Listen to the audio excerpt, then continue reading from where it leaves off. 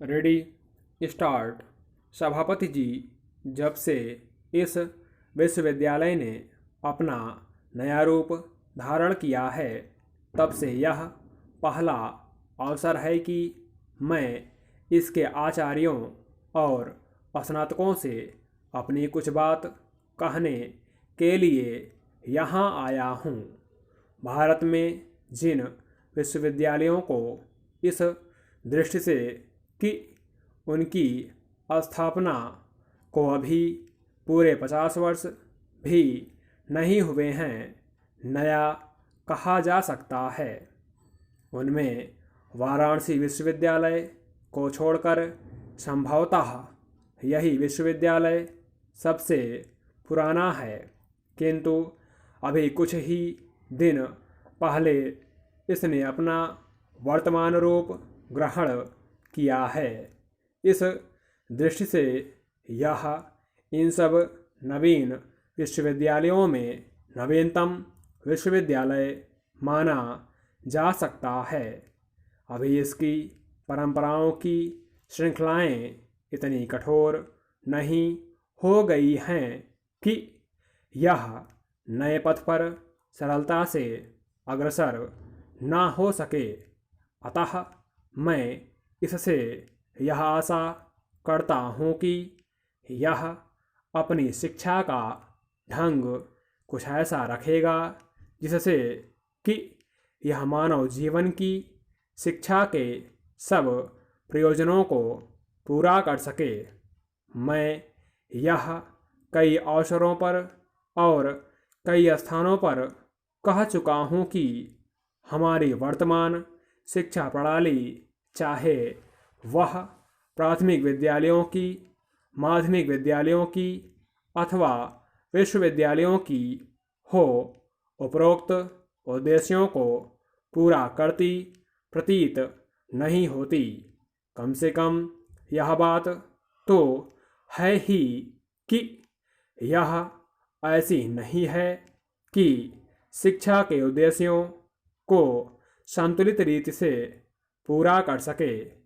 आपकी अनुमति से इस संबंध में मैं आपसे कुछ शब्द कहना चाहता हूँ।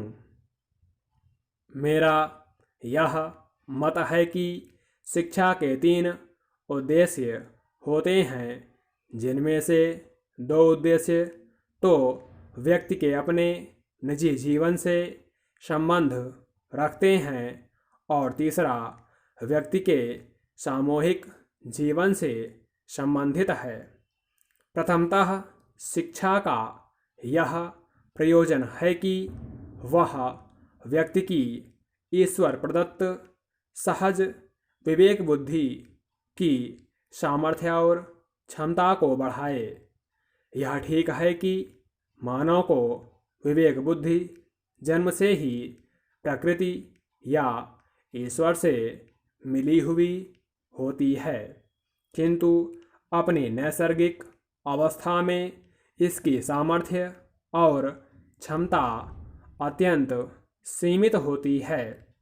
यदि कोई व्यक्ति केवल उसी के सहारे छोड़ दिया जाए तो अपनी देशकाल की सीमाओं के कारण वह उससे न तो अपना ही कोई लाभ उठा सकेगा और न अपने अन्य भाइयों का कोई भला कर सकेगा।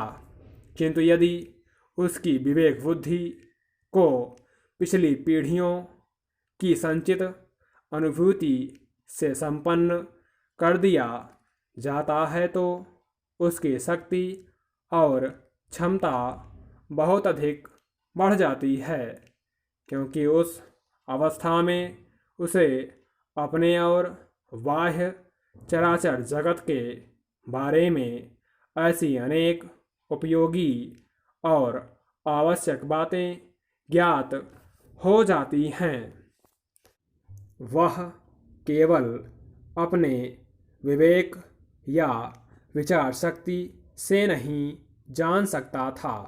दूसरे शब्दों में, इस प्रक्रिया द्वारा उसकी विवेक बुद्धि इतनी सक्षम और सामर्थ्यवान हो जाती है कि उसके सहारे वह अपने को और अपने चारों ओर के जड़ और सजीव जगत को समझने और उसमें रहकर अपने जीवन को ठीक दिशा में चलाने के योग्य हो जाता है।